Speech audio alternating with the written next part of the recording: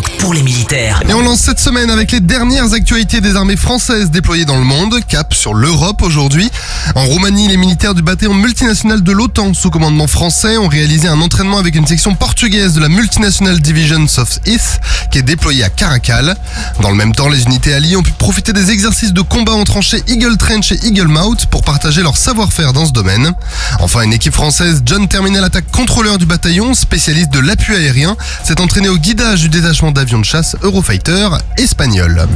En Estonie, les forces françaises maintiennent leur posture opérationnelle au sein du bataillon multinational de l'OTAN sous commandement britannique.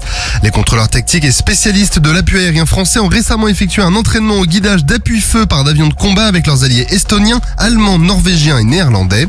Ces guidages en conditions réelles nécessitent une parfaite cohésion au sein des unités pour entretenir la meilleure cohésion entre les troupes au sol et celles dans les airs.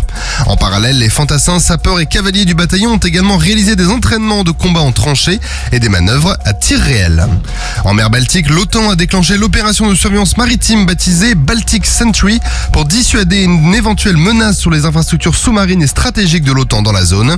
Cette activité multidomaine est une réponse aux dommages subis par les câbles sous-marins entre l'Estonie et la Finlande le 25 décembre dernier. Les forces françaises ont engagé dans cette opération le chasseur de mines Croix du Sud et un avion de patrouille maritime Atlantique 2. Un premier vol de surveillance a d'ailleurs déjà été effectué dans la nuit en fin de semaine dernière.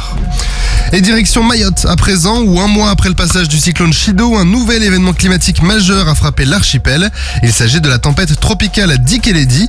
Les armées poursuivent donc leur mobilisation pour assister et soutenir la population mahoraise.